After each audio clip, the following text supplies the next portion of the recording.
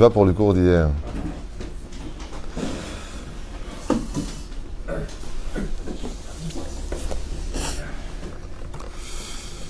Moadim et Simcha Vesasson Boker Or, on est aujourd'hui le mardi 30 du mois de mars. Toujours au mois de mars, hein, c'est incroyable. On est en plein milieu de Chol HaMoed de Pessah.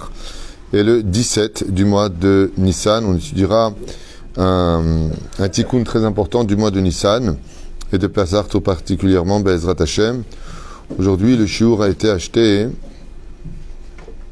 de Secondos par Samuel Betikian, si je le prononce bien, pour la grande refoua shlema et définitive de Ginette Bat Sharina Be'ezrat Hashem Shakadosh Baruch Hu Yishlach la refoua shlema refoua tenfesh refoua taguf Anna el na refanala mitor sh'ar ben Israël ובכללם מורתים הקדושה וטהורה שרת עליה בת אפרת מרים ינאי בן אסתר רוני מחלוף בן שרה בן מוסא חיה רוחמה אסתר בת רבקה ז'ולו בן יסמין ידן רובין עמוס אברהם חיים בן מלכה ובכן רפואה שלמה לכל חולה וכל חולות ישראל בכל אתר ואתר ובכללם יוסף חיים בן מסעודה. Dans une situation très très difficile, il est aussi pour lui Yosef Chaim ben Mesauda. Yedidenu Ayakar Asher Jami ben Moshe, Klama Meira Bezrat Hashem, qui revient de très très loin. On ne se rend même pas compte du miracle qui anime aujourd'hui ta présence parmi nous. Que Dieu te bénisse, Bezrat Hashem Barach. Ou frère, un grand Mazel Tov pour Simcha et Raphaël. Simcha et Raphaël comment? Abid Bol. Bezrat Hashem, chez qui sont nés un beau bébé cette nuit. Bamash Besha Tova Mutzlechet. Hein? Ce matin, cette nuit, Aïkar, il est venu, le divin enfant. Opa. C'est marrant, je me trompe toujours de manette. Quand je fais ça, c'est pas bon. Quand je fais l'autre, c'est... Et tikkunim. Bezrat Hashem Yitbarach. On pensera bien entendu à l'élévation de l'âme chez le Kol Mete Israël, Georges Eliaou ben Simcha Ali, Shane bat Finja, Denis Simcha bat Tola Tzipora bat Zeligman, Levi Yudasin ben Eliou Saed Gajar, Grulik Harim, Aaron Yosef ben Esther, Yosef ben Rachel, Huguet Shira, Chaye bat Yvonne Besauda, Myriam bat Simchazer ben Michel, Simcha bat Esther, David Eliaou Baruch ben Marcel Michal, Sarah bat Nina Dab Mesauda bat Esther, Kol Echad Yosif Bezrat Hashem, et surtout une grande Hatzlacha pour tous ceux qui nous soutiennent, tous ceux qui sont avec nous dans Torah Chaim, Oel Moshe, Bezrat Hashem, Chaim Tovim Shalom. Alors on va parler d'un sujet très intéressant, qui est le sujet principal de nos vies. Le sujet principal de nos vies. Arrête, quand on observe la faute originelle, on se rendra compte qu'il y a deux membres principaux qui ont fauté, accompagnés de la suite des membres. C'est-à-dire qu'il y a deux membres qui sont cruciaux dans le corps humain, sans lesquels, s'ils ne sont pas purs, on ne peut que tomber et perpétuer cette faute. C'est pour ça que la Géoula tarde. C'est les yeux et la bouche. Alors bien entendu, il y a des mitzvot pour lesquels, eh bien, vous pourrez le constater par exemple, les Shalosh Regalim, si on prend la fête de Sukkot, c'est-à-dire, on prend la fête de Sukkot. Eh bien, dans la fête de Sukkot, il n'y a pas de mitzvah de manger. C'est la mitzvah de construire et de vivre à l'intérieur. Bon, après, il fait les seudot. Dans tout, un juif qui ne mange pas, c'est pas un religieux. Dans le judaïsme, tout s'accompagne de repas. Même quand tu as un gosse, c'est Brit Mila, il y a une seudat. Tu ne peux pas commencer ton régime. Comme on dit d'ailleurs, le régime des religieux, c'est demain. Demain, je commence. Mais demain, il y a encore une bride. Demain, il y a encore un pidyon ben. Demain, il y a encore Sioum Basechet. Il y a un mariage, il y a une brit mila, il y a une bar mitzvah, c'est Shabbat, c'est Yom Tov, c'est Chol HaMoed. Non, les gens vous ont cherché là. Vous ne savez pas que c'était la Non, je ne suis pas là, j'annulais là depuis très très longtemps à cause d'un détail qui n'allait pas selon la halakha. J'avais annoncé, non? J'avais demandé des conditions très précises, je ne les ai pas eues, j'ai annulé le lendemain. C'est pas compliqué. Top, l'homme est chané. Ok. Donc vous verrez qu'il y a des fêtes qui correspondent essentiellement à la vue.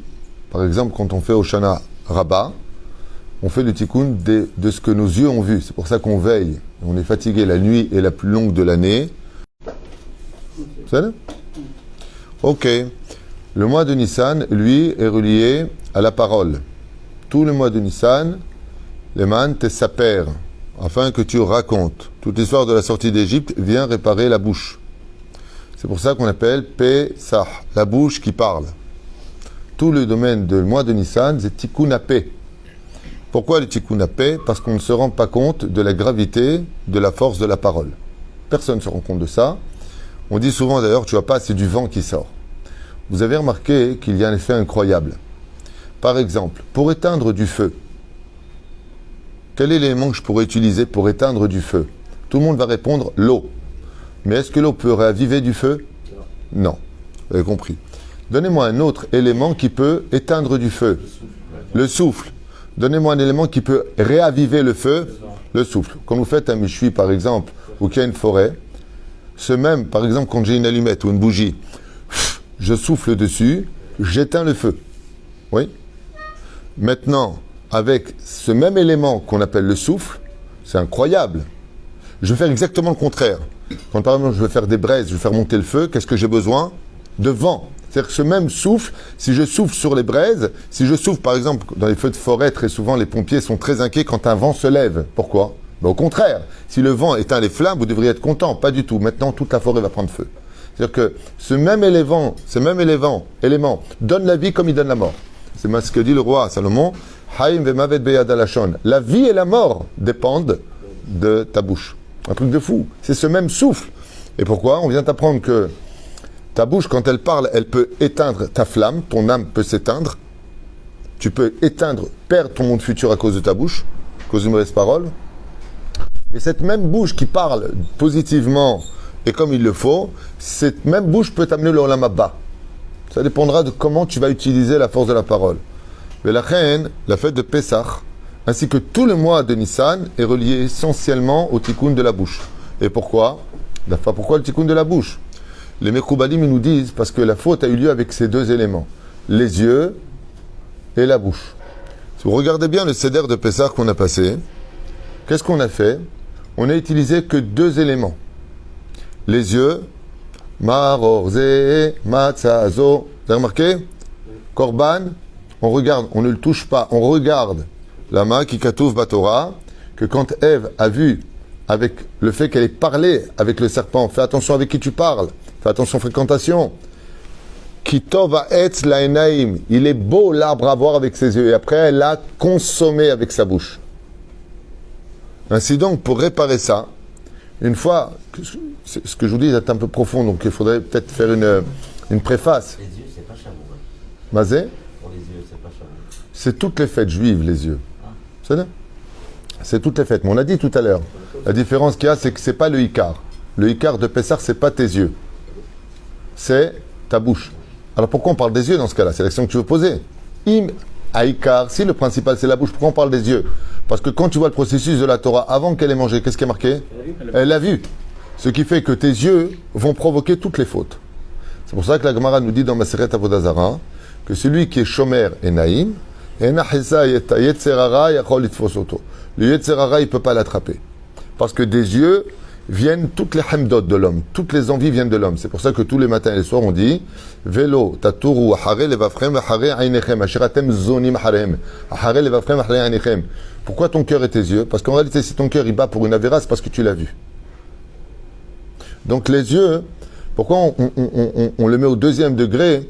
Eh bien parce que quelque part, c'est lui qui est à la base de toutes les bases. Ça veut dire que le membre le plus important des 5 membres que nous avons, le toucher, le goûter et ainsi de suite, c'est les yeux.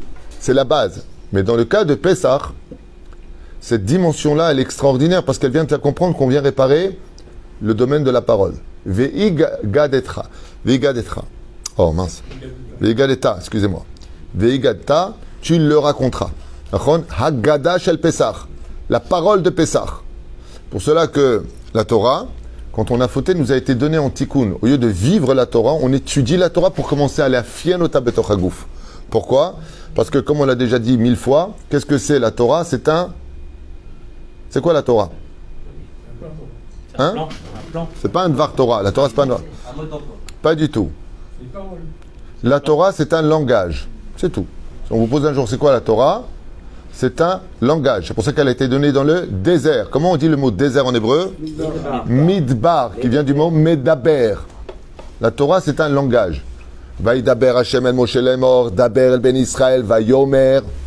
Tout est marqué avec les versets de parle, tu diras, tu raconteras, tu répéteras. Lama. Parce que la Torah, c'est un langage. Et la preuve en est. Dieu nous a dit, celui qui faute 40 coups de bâton, nous lui a répondu, pas d'accord. Combien? 39. C'est un langage. C'est pas un langage qui va dans un sens, qu'on appelle un monologue. C'est un dialogue. La Torah est un dialogue. C'est-à-dire, et on a vu que dans la Torah, quand il n'y avait pas de dialogue, il y a la mort qui s'installe. Vaïdaber Caïn à l'Evel, Vaïmsaou Basade, Vaïargeou. Caïn est venu parler à Evel, mais il n'y a pas de dialogue. Donc il l'a tué. Ce que veut Hachem, le plus, c'est Avodah Shebalev. Qu'est-ce qu'on appelle Avodah Shebalev? Tfila. Qu'est-ce que veut Hachem? La prière. Le Ramchal, il dit que la principale raison pour laquelle on a des épreuves, c'est parce qu'on ne parle pas assez à Dieu. C'est-à-dire les daber im Hachem. Akol me'et Hachem. Même les gens avec qui on est fâché des fois, ou des choses qui nous retardent. Akol me'et Hachem. Qu'est-ce qu'il veut Hachem? Titpalel. Titpalel. Daber iti. Il n'y a pas plus que ça. C'est pour ça que la Torah est midbar, mishon medaber. C'est celui qui parle. Et là, dans le Seder de Pessah, toutes les mitzvot que nous avons à faire sont reliées à la parole. Pour rééduquer la raison pour laquelle, malheureusement, nous ne pouvons pas monter au Beth Amikdash. Pourquoi le temple a été détruit il y a 2000 ans jusqu'à aujourd'hui? À cause de quoi? Qu'est-ce qu'on a fait de mal? À cause de la bouche mauvaise. On se jugeait tous de façon mauvaise. On parlait tous les uns des autres. Qu'est-ce qu'il a fait Hachem? Il a détruit le temple. C'est pour ça que nous avons l'œuf sur le Seder. Pourquoi l'œuf? Parce que l'œuf, c'est un plat de deuil. Ça représente Tisha B'Av. C'est Korban Chagiga. C'est pour ça qu'à l'Pisod, derrière Chagav, il y a une mijva de manger l'œuf. Du Seder, il y a une mijva de croquer dedans. Pourquoi? Vous savez pourquoi? Parce que c'est comme si on disait à Hachem, cette fois on va faire tchouva jusqu'à Tisha B'Av, on va reconstruire, on va arrêter de parler des bêtises. Donc cet œuf-là, on n'en aura pas besoin de Tisha B'Av, car Pessah tombe toujours le soir même où il y aura Tisha B'Av. Donc cet œuf représente aussi bien Korban Chagiga, qu'on faisait où? Au Beth Amikdash, ou Tisha B'Av, la destruction. Et c'est pour ça que l'endeuillé, oui, pourquoi est-ce qu'on mange l'œuf? Vous savez pourquoi on mange l'œuf? Nafshi yatse abed abero. Vous avez remarqué que toutes les nourritures qu'on mange, on peut parler. Vous avez remarqué ça? Tu manges n'importe quoi, même du pain, ok? Tu mets sur le côté, tu peux parler. Il y a une nourriture, quand tu l'as dans la bouche, tu ne peux plus parler. C'est quoi? C'est l'œuf. C'est fou. Tu as un œuf dans la bouche, attends, c'est incroyable. Pourquoi? Parce que si on a des morts jusqu'à aujourd'hui, c'est à cause de la faute originelle où il y a eu un dialogue entre Ève et le serpent, allez à Shalom. Ève. Ok? Et jusqu'à aujourd'hui, si nos malheurs nous ont frappés, c'est à cause de ça. Comme je vous l'ai dit hier soir, vous ne pouvez pas savoir combien de gens ont détruit leur vie parce qu'ils ont eu de mauvaises paroles. Quand un homme il dit à sa femme, on n'aurait jamais dû se marier, tu viens de signer ton divorce. Pourquoi tu parles comme ça? Quand tu viens et que tu dis à une personne, j'ai pas de chance, tu viens de pourrir ton mazal, tais-toi. On a vu que Hillel Azaken, quand il était enfant, dit la Gemara, comment est-ce qu'il s'est distingué des autres élèves? Parce qu'il a dit, Zot ha-behema ha-teora, vezot ha-behema she'enena teora. À propos de la brassade Shmini qu'on va lire. Voici l'animal qui est pur et voici l'animal qui n'est pas pur. Il n'a pas dit le mot impur. Tout de suite, ils ont compris qu'il sera le Gdolador. Tout de suite. Lama, parce qu'il faisait attention au souffle qui sortait de sa bouche. Arrête le karpas, kayadoua, on le mange au début du seder avant toute chose. Mais excusez-moi, le karpas, c'est pas le ikar du tout de la Haggadah de Pessah. Le ikar, c'est la matzah. Par quoi on aurait dû commencer? Les dogmas, toutes les fêtes que nous avons, on fait Netzilat, on fait Motzilahem. Normalement, on aurait dû commencer le seder d'abord par Achilat matzah. Baruch ata Hashem, Elokeinu melech haolam. המוציא לחם מן הארץ. ברוך אתה השם אלוקינו מלך העולם אשר קידשנו במצוותיו וציוונו על אכילת מצה. כי זה עיקר המצווה דאורייתא. Le karpas, c'est un minag. C'est pas דאורייתא. אז למה בעצם לאכול את הקרפס? Pourquoi est-ce qu'on mange le karpas? אמרו חז"ל, ללמד את האדם. Que ça sert à rien de faire la fête de Pessah si tu te rappelles pas les larmes de Yosef qui a été vendu par ses frères à cause de quoi? Ve'evi di bara'a. Il a apporté une mauvaise parole, Yosef, il a parlé du mal de ses frères. Ses frères, ils ont parlé pour le tuer. Donc ils ont pris son karpas, ça veut dire son manteau avec les passim, le tableau Otobeme Melach, qui rappelle les larmes. Ok? À cause de quoi tout ça a eu lieu? Qu'est-ce qui a emmené Yosef à être vendu, à descendre en Égypte, tous balagan? C'est le fait qu'il ait parlé de ses frères. Tafsik le daber. Alors il te dit à Kadosh Baruch Hu, c'est bien de manger la matzah. Oui? Aval mitzat sheni. D'abord, tu manges du karpas. Comment on écrit le mot karpas? Kaf, resh, pe, samer. Klal, rishon, pe, sagour. En deux mots, ferme ta bouche. Le mot karpas, c'est les initiales de première généralité de la vie d'un juif, ferme ta bouche. Klal rishon, paix, sagour. Tistom et ta paix. Et c'est pour cela que, je vous donne un exemple. Quelqu'un qu'on frappe au niveau de la bouche. Oui. Qu'est-ce qui se passe pour lui? On frappe fortement au niveau de la bouche. Toi qui fais de la boxe, tu sais de quoi on parle? Oui, c'est sûr. Oui, c'est sûr. S'il est humain, il sortira du sang rouge. Il ne pourra plus parler. Quand tu ressors de chez le dentiste, quand tu as pris un coup, il ne peut plus parler. Le problème de la parole, c'est qu'elle ne nous empêche pas de parler. Si on voit la gématria du mot mila, qui veut dire parole, même yud lamed he. Ouais. Même yud lamed. Ça fait combien en gématria?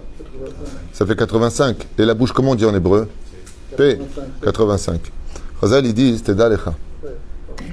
Quand tu reçois un coup sur la bouche, tu ne peux plus parler. Des fois, à cause d'une seule parole. Elle est l'équivalent de toute ta bouche. Tout le système de la bouche équivaut à une seule parole. Une seule bonne parole vaut une bouche. Une seule mauvaise parole mérite que la bouche soit brisée. La reine, Mila Gematria, P. Un truc de fou. Le mot parole en Gematria, c'est le même Gematria que P. Vous ferez un brou Chazal. Sha'adam kmochen abehema meurkav bekane vaveshet. Vous savez qu'on a deux systèmes qui se trouvent à droite, c'est pour ça qu'on mange sur le côté gauche. Le canet et la véchette. Normalement, le canet et la véchette, un qui mène au système respiratoire, l'autre qui mène au système digestif. Ça va, d'accord. Voilà, ce que vous voulez, vous dites. Normalement, comment on aurait dû avoir? Si c'est comme ça, c'est très dangereux. C'est pour ça que des fois, une personne, elle s'étouffe. Qu'est-ce qui se passerait si Chazvé Shalom, il mangeait du côté droit? Il pourrait s'étouffer et la nourriture partirait dans les poumons, ce qui provoquerait un étouffement et une mort. Chazvé Shalom, au 2e degré. La reine, normalement, on aurait dû créer 2 bouches. Moi, j'amar Rabbi Shimon Bar Yochai. Si j'avais été Dieu, j'aurais créé l'homme avec 2 bouches. Mais comme Dieu est plus intelligent, heureusement qu'il a créé avec une bouche. Parce que si avec une bouche, on fait de la shonara, qu'est-ce qu'on aurait fait avec les 2 bouches? La reine, si vous regardez bien, le P que nous avons ici se divise dans 2 autres ouvertures à l'intérieur qu'on appelle PP. D'accord? Bouche et bouche. Si je fais la gématria du mot, bouche et bouche en hébreu, ça fait combien? Donc P, 85. 170. Plus 85 égale 170, gématria Nissan. Mabata letaken et tapé shel ma'alav et tapé shel ma'ata. Lechen olchim betzad small. Small, c'est bizarre parce qu'on dit que c'est pour la royauté. Dans la Kabbale, le small, c'est la sitra hara. C'est les forces du mal. Pourquoi? Parce qu'on veut te faire comprendre que si tu veux être quelqu'un qui dirige les forces du mal, c'est-à-dire que tu tiens en laisse ton Yetzer Hara, alors il faut que tu sois un roi. Ne nourris pas ton Yetzer Hara par la parole. Fais attention à ce qui sort de ta bouche. Lama, ils kol ha'inyan shel Pesach. Tu bois les arba kosot. Tu manges le hamesh ou arba kazetot. Ça dépend de celui qui veut faire le mina comme il le faut. C'est-à-dire, tout est dans la bouche. Tu manges le maror. C'est-à-dire que toutes les fêtes, la fête de Pesach est reliée à quoi? Al-achilat matzah. Tu n'as pas al-achilat lulav. On aurait pu manger du tamar, mayesh. Tu n'as pas al-achilat Torah. Tu n'as pas al-achilat les néros de... À Hanouka, ouais, si c'était une fête tunisienne dans l'origine, il y aurait une misa de boire un petit godet de shemen zaït, mayesh. C'est tov meod pour le zikaron en plus. Ouais. La malo. Tu n'as aucune fête où on te demande de manger. Toutes les mitzvot que nous avons, c'est la nourriture. Pourquoi? Si tu ne manges pas, tu meurs. Si tu ne parles pas des paroles qu'il faut, tu meurs. D'un côté, on te demande de manger, et de l'autre côté, on te demande de parler. Mais de parler comme il le faut. On l'a expliqué hier, très souvent. Regardez comme c'est beau et fort. Le Hafetz Chaim, Rabbi Israël HaKohen Miradin, Zecher Tzadik Kadosh Ivracha, il avait une fois vu une personne qui était très très très minutieuse sur ce qu'elle est rentrée dans sa bouche. Il regardait les théoudotes, il regardait si c'est ça, il regardait si c'est ça. Hafetz Chaim, il était à côté, il entendait parler. Il lui a dit, au lieu de faire attention à ce que tu vas rentrer dans ta bouche, fais surtout attention à ce qui va sortir de ta bouche. Souvent on fait très attention à la cache-route. Ouh, tzaddik et sodolam. Mais ça ne nous empêche pas après de dire beaucoup d'âneries, beaucoup de choses assourim, beaucoup de choses qui sont mauvaises. Et la reine, il lui a dit, au lieu de faire attention à simplement ce qui rentre dans ta bouche, il faut aussi très attention à ce qui sort de ta bouche. Si vous regardez le Seder de Pessah, vous avez exactement les deux. D'un côté, vous avez Achilat Matzah, Achilat Maror, Achilat de tout le repas lui-même, avec la ficomane à la fin, et le msorki, bien entendu. Ou le holmo. C'est pas mal, ma femme fait un holmo, que Dieu la bénisse. Vraiment, je dis. Hein? Ouais, très bon. Ah, non, très bon, très bon. C'est du msorki plus léger. Ils sont plus légers. C'est-à-dire que quand tu finis, tu sors avec une taille de plus pour le msorki, et là, tu sors une taille normale. Il y a plus d'eau, quoi. Nous, c'est plus d'huile. Top. Zaïvel. Mais la reine, il a dit, la Hafetz Chaim, biduk ma shenachnu chovim. D'un côté, nous avons la mitzvah de manger jusqu'à la ficomane, et de l'autre côté, nous avons la mitzvah de Begatran vin chabayom. Tu le raconteras. Donc, on vient réparer ce que nous avons mangé, le Etzadat, et c'est pour ça que si Bezrat Hashem, on arrive à fermer nos bouches, pour ne pas repleurer et mettre les vêtements de nos frères dans ces larmes qui nous emmenaient dans la galoute, eh bien, automatiquement, on attend le Mashiach à cette période. On attendra biduk le Mashiach à cette période. C'est pour ça que mon cher Rabbeinu, on avait expliqué qu'à cause du lait qu'il avait bu de la Goya quand il était bébé, quand elle a ramassé Batia, c'était un bébé, il fallait lui donner, entre guillemets, du lait. Alors il s'est brûlé, il a pris les Gehalim, 2 ans plus tard, il s'est brûlé avec. Il dit en réalité, mon cher Rabbeinu, lama yame gamgem, parce que comme il ne venait pas de la tribu de Yehuda, il ne pouvait pas être le Mashiach. La reine, l'autre tiken est tapé. Yame gamgem. Avant le Mashiach, sa force, Bezrat Hashem, il est davka bapé. A koach shelo il est bachotem, et zé yareach. De là, il pourra juger tout le monde. Aval la koach hadibour shelo, il est bapé. C'est pour ça d'ailleurs que tous les grands gourous qui ont créé des religions et qui ont créé des sectes n'utilisaient qu'un seul élément. Lequel? La démagogie. Démagogie, c'est les formes des paroles qui embrouillent l'esprit de l'autre. Le plus grand démagogue de l'histoire, c'était qui? Le serpent. Le deuxième, Caïn. Le troisième, Nimrod. Le Katou, voilà, Oud Saïd Bepiv. Il est très fort en argument. Très très fort. Faut faire très très attention à cela. Oufren s'appelle Lachem Sipour. Comme on l'a pas fait Motzei Shabbat, j'ai pas voulu faire de cours hier parce que je pensais aux Juifs de Chutz Laaretz dans Yom Tov. Ma femme, tu fais pas cours? J'ai dit non. Pourquoi? J'ai dit parce que si je fais un shiur et qu'il y en a qui me suivent, ils vont dire bon viens on met, c'est pas c'est en Israël ils font 15 jours, viens. J'ai peur qu'ils mettent pour écouter le shiur. Lachem Alti Mirchol. Il ne faut pas être un obstacle pour les gens. Chez l'autre garou. Une fois, le Baal Shem Tov, Rabbi Israël ben Eliezer Bessara, la Shalom Sruto, et Kolam Israël. Vous savez, on raconte beaucoup d'histoires du Baal Shem Tov, mais on peut raconter aussi de très très belles histoires sur le Gaon de Vilna de Rechagav. J'ai vu quelqu'un qui a fait un geste qui ne m'a pas plu. Quand quelqu'un s'est levé pendant Yom Tov, vous êtes tous levés, vous avez fait une dracha. Chacun fait une dracha. Il y avait parmi eux un chassid. Non mais chané, c'est pas la peine de. Et quand il y en a un qui s'est levé pour faire une dracha au nom du Gaon de Vilna, il a fait. J'étais à 2 doigts de bondir, je vous dis franchement. Après, j'ai dit, vous chotez. Autant on peut attacher à la chassidoute, autant il ne faut pas oublier un détail. Tout comme il y a eu. D'ailleurs, c'est ce que j'ai dit, il faut vous rappeler pour ce que j'ai dit. Il y a eu Hillel, il y a eu Shamal, c'était pour lui que je disais ça. Parce qu'il a fait un geste qu'il n'aurait pas dû faire. C'est quitter le Gaon de Vilna. Le Gaon de Vilna, que vous sachiez qui il était. Il faut aller se brosser les dents, aller au mikvé 15 fois avant de prononcer son nom. Le Gaon de Vilna était à un tel niveau que quand venait le Guy et Elion, il tapait à sa porte pour étudier avec lui, il dit j'ai pas besoin de toi. Le Gaon de Vilna. Un jour, le Gaon de Vilna, pendant 3 jours, il a jeûné. Étudié la nuit. À Gaon de Vilna. Je t'avais vu, Rabbi Elion de Vilna.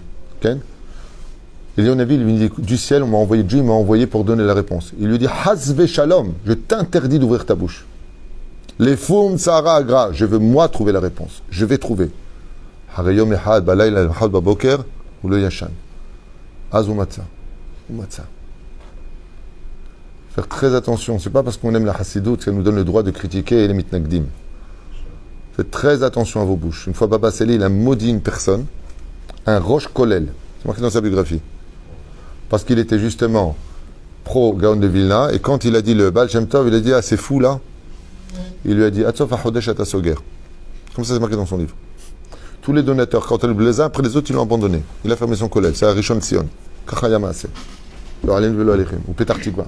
Je ne me rappelle plus. Kachayamase. Une fois, Moreno Arav, le Baal Shem Tov, surtout Yagenokam Israël, le Baal Mofet, Baal Hasidut, Baal Shem Tov, il était assis en train d'étudier avec ses élèves, et on raconte comme ça qu'il y a un Eglon, un juif, qui était de métier Eglon cocher. Il rentre comme ça un petit peu en boitant avec un défaut au visage, une tête un peu bizarre. et deux des élèves du Baal Shem Tov, il y avait beaucoup d'élèves, et deux des élèves du Baal Shem Tov, qui étaient Gdolim Batorah, n'ont pas pu s'empêcher de rire quand ils l'ont vu rentrer. Et ils ont commencé à parler l'un dans l'oreille de l'autre. Le Baal Shem Tov, quand il a vu ça, il leur a dit, je ne savais pas que parmi mes élèves, j'avais des Neshamot Tarte Adama, il leur a dit. Alors, allez, velo alechem. Il leur a dit, je ne savais pas que parmi mes élèves, j'avais des, comme tu dirais, des Google en Torah, vous êtes des grands, ouais, vous connaissez, il leur a dit. Mais au niveau de l'âme, il leur a dit, vous êtes des Tarte Adama. Vous ne dépassez pas 1 centimètre du sol au niveau de vos âmes. Mais par contre, le Eglon, le cocher qui vient de rentrer, c'est un Neshama, elle part du sol jusqu'au Kissa Kavod. Ce Eglon, il s'est assis de côté, il a pris un livre de Teilim et il a commencé à faire des Teilim. C'est tout ce qu'il savait faire. Il ne sait pas étudier la Torah, il ne comprend pas la Gemara, il ne comprend pas la Mishnah, il ne comprend pas bien la Halachot. Quand il avait des questions, il posait la question à Rav. Hayam Haaretz. Le Baal Shem Tov, il lui a dit à ses deux élèves, tant que vous aurez ce genre de sourire narquois, de la moquerie des uns et des autres, tant que vous aurez des bouches pour en parler, vous aurez toujours Tarte Adama. Il aura fait comme ça. Mazaya Remezazé, il a dit c'est la hauteur de la matzah. Qu'est-ce que vient réparer la matzah? Ceux dont les bouches sont sales, dont la hauteur de leur neshama ne dépasse pas l'épaisseur d'une matzah. Zaevdel. Ne dépasse pas la hauteur d'une matzah, il aurait dit. Tochlou matzot. Le tikkun de manger de la matzah, c'est le tikkun de la parole. C'est le tikkun de... Et kamazé caché. Pour toutes les nourritures, on dit qu'il n'y a pas de problème. Mais quand tu manges de la matzah, qu'est-ce que tu dis? Je peux plus là, je peux plus. Je ne peux plus. Il tu enlèves du pu de toutes les mauvaises paroles que tu as sorties dans l'année. La reine, 2 fois la mouche. Ken, Gematria Nissan. C'est pas que la fête de Pessah qui vient réparer la bouche. Chazal, ils écrivent, c'est toute la fête, c'est tout le mois de Nissan, Shouba les chaper à la bouche. La reine, Rachav, que tu fais la réparation de ta bouche, tu n'as plus besoin de faire les tahanounim. Pourquoi? Parce qu'au lieu de dire toute la journée Chaviti, Hatati, Pachati, apprends à parler positivement des uns et des autres, trouve du kavsrout, apprends à te taire, tu n'auras plus besoin de demander pardon. C'est comme quelqu'un, rien qu'il insulte l'autre, il vient le voir, il fait je t'ai insulté, je te demande pardon. Il lui a dit je te pardonne. Il revient, je t'ai insulté encore. Il dit quoi? Je te demande pardon. Il dit viens, on fait un deal. Ne me demande plus pardon, mais arrête de m'insulter. La reine, je finirai juste avec ça sur le premier JO. C'est que la conséquence de la faute amène. J'aime bien Gamatria. Tu sais, quand Gamatria Nissan, anti-Gamatria, ça fait 19. C'est les 19 dans la Bible, les 19 bénédictions qu'on a dans la Bible. Ah, ok. Gematria, il y a fait מאוד. מזכיר לנו, נכון, יפה מאוד. Rabbi Asher Ayakar, il dit que la petite Gematria du Monissan, c'est 19, qui rappelle les 19 bénédictions de la Hamida. יפה מאוד. יישר כוח. יישר כוח. Bezrat Hashem. Tosifou, vous pouvez rajouter. Hein. Il n'y a pas de prof et d'élèves ici. Il y a que des amis qui parlent. Hein. Mais comme je suis tunisien, je suis derrière la caméra, c'est tout. Rabban Bogos Khalei. ולכן בעזרת השם תבינו ותעריכו.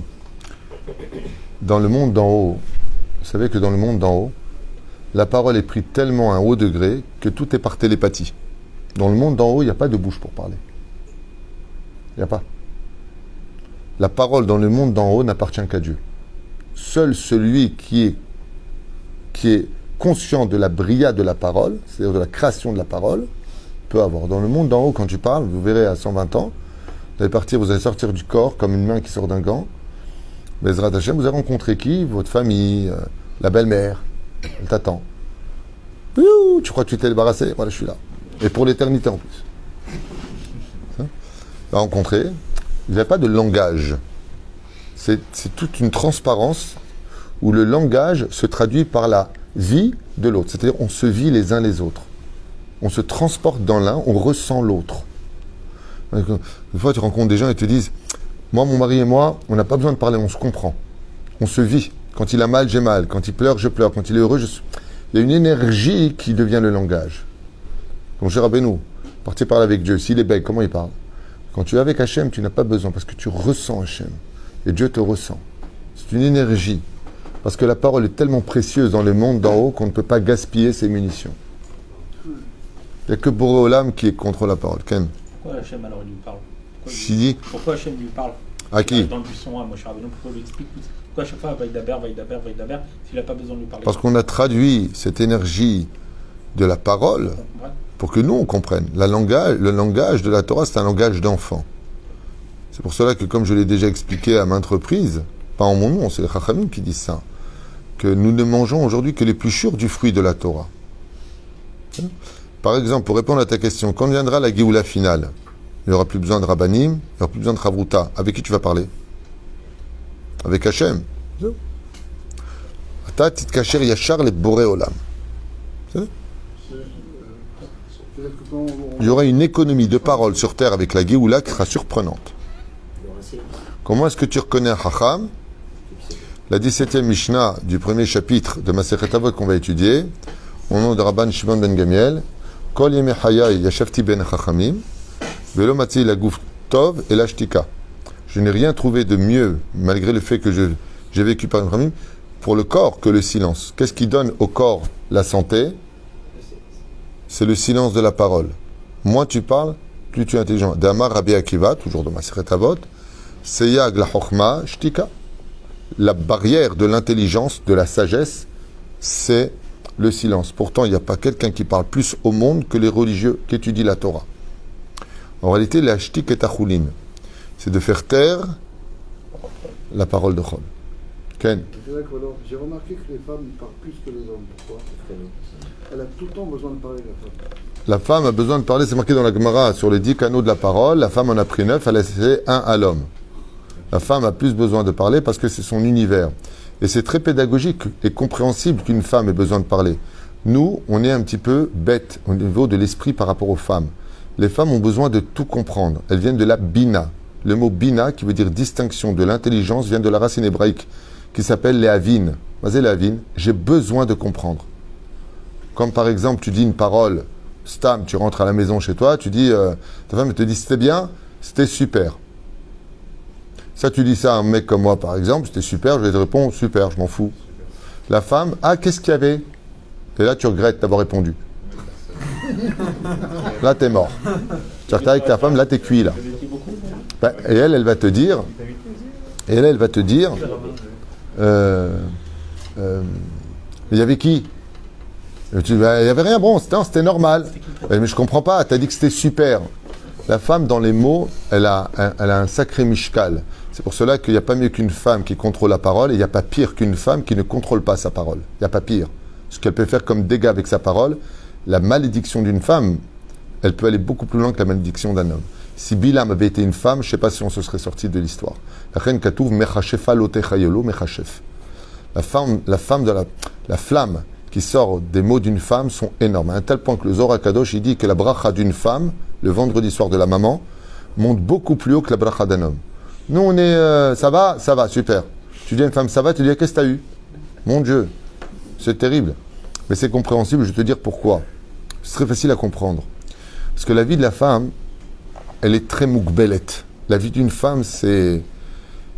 Je ne veux pas faire l'éloge des femmes particulièrement maintenant, même si on devrait le faire toute notre vie. Mais il n'y a pas plus dur au monde que d'être une femme. Elle est tout le temps à la maison, c'est elle qui s'occupe des enfants pendant que nous on est une jambe sur l'autre à la synagogue. Les kratkala, on est en train de parler, les copains, qu'est-ce que tu fais, qu'est-ce que tu viens. Elle est dans sa cuisine avec un gosse qui lui tire la jupe, les varices qui lui font des douleurs, le dos qui est ceci, mais la table. Et le mec, quand il arrive, il a toutes les salades qui sont mises. Donc, qu'est-ce qui lui reste, elle, comme univers? Quel monde, de tous les sens qu'on a le toucher, dépend d'une frontière. Je ne peux pas toucher ce qui n'est pas à ma portée. Je ne peux pas voir ce qui n'est pas dans mon horizon. Je ne peux pas sentir ce qui n'est pas dans ma périphérie. Mais par contre, ma parole n'a pas de limite. Donc comment est-ce que la femme sort de l'univers dans lequel elle est compressée en un mot? Eh bien, c'est tout simplement par la parole. Donc, comment elle va vivre la synagogue de son mari qui est parti kiffer avec son fils et les copains, quand elle était en train de couper les légumes pour préparer la table de Shabbat, de Yom Tov, et ça ne finit pas pour elle? Eh bien, réponse par le dialogue. Raconte-moi ce que tu as vécu pour que dans mon univers à moi qui est très renfermé, Gvod Bat Melech Pnima, la reine juive, c'est-à-dire l'âme juive, elle est toujours dans un monde très limité, eh bien, comment elle se libère de cette dimension-là par le dialogue? Ce qui fait que libérer une femme dans la vie, c'est apprendre à l'écouter, savoir surtout comment lui répondre pour satisfaire sa curiosité, parce que la femme est curieuse de par nature et non pas par défaut. Nous, quand on est curieux, c'est un défaut. Chez la femme, ça s'appelle être une femme. Quand une femme prend la tête à son mari en disant mais le travail, mais t'as signé le contrat mais lui il a signé, il avait un tampon. On lui dit mais mêle-toi de tes affaires. Je prends les baskets, c'est ton affaire du tampon du mec. Elle veut dire par là, c'est ma façon à moi d'avoir été près de toi dans ton bureau et je t'aurais dit de le faire et pas de le faire parce que c'est comme ça qu'elle pénètre en fin de compte la dimension de l'espace dans lequel elle a été créée par le dialogue. Ce qui fait que quand on veut tuer sa femme, c'est très simple, on ne lui parle plus. Et qu'est-ce qu'elle fait quand on n'est plus intéressant, quand on se marie, quand on n'a pas une bouche pour parler? Qu'est-ce qu'elle fait la femme? Elle dit, puisque mon mari est tout le temps sur son portable et qu'il n'a rien à me raconter, elle se met elle aussi sur son portable. Le problème, c'est qu'elle parle avec un mec qui s'intéresse à elle et qui parle avec elle, et qui parle avec elle, et qui parle avec elle. Vous l'entendez de toutes les femmes. Avant le mariage, elles disent tout. Qu'est-ce qu'on parlait? Tu me racontais tout. Et aujourd'hui, les tsarins arabes, tu ne me parles plus, on n'a plus rien à se dire. Et dès qu'il n'y a plus de dialogue dans le couple, c'est la mort qui s'installe. C'est pour ça qu'un homme intelligent doit comprendre que tout comme il s'est marié grâce à la parole, il doit comprendre que la parole est un engagement vis-à-vis de sa femme. Écoute bien. Al tarbesicha ima isha. Ne parle pas avec... Sauf la personne finit par descendre au Gehinam. Parce que dès que tu pénètres l'univers de la femme, qui est le langage, qui est tellement important pour elle et crucial pour sa vie, eh bien automatiquement, si c'est pas ta femme, ça peut t'emmener vers le Gehinam, ça veut dire aller avec elle. Ça commence toujours avec un peu trop de dialogue. Faire rire une femme, parler beaucoup avec elle, s'intéresser à elle, la flatter. Dans la halakha, moussarit, du moussar, Quand tu es invité chez quelqu'un, tu ne peux pas dire, en tant qu'invité, vous avez des mains en or, vous êtes un cordon bleu. C'est considéré comme de la drague. On attend que le mari le dise et nous on confirme ce que dit le mari. Par exemple. Pourquoi? Pour faire très attention au langage avec une femme. Quand tu parles avec une femme, pour elle, tu t'intéresses à elle. Il faut faire attention à ça. Bon, pas bonjour, ça va, vous allez bien? Il s'intéresse, non, pas débile. Mais de trop engager de discussion avec une femme peut mener, chas v'shalom, à un esprit de confusion chez elle. Parce que c'est l'univers de la femme. C'est pour ça que si on a dit tout à l'heure que la parole était de feu, le mot femme se dit en hébreu Isha, Esh. C'est la racine. C'est les fondations. Tout vient de là-bas.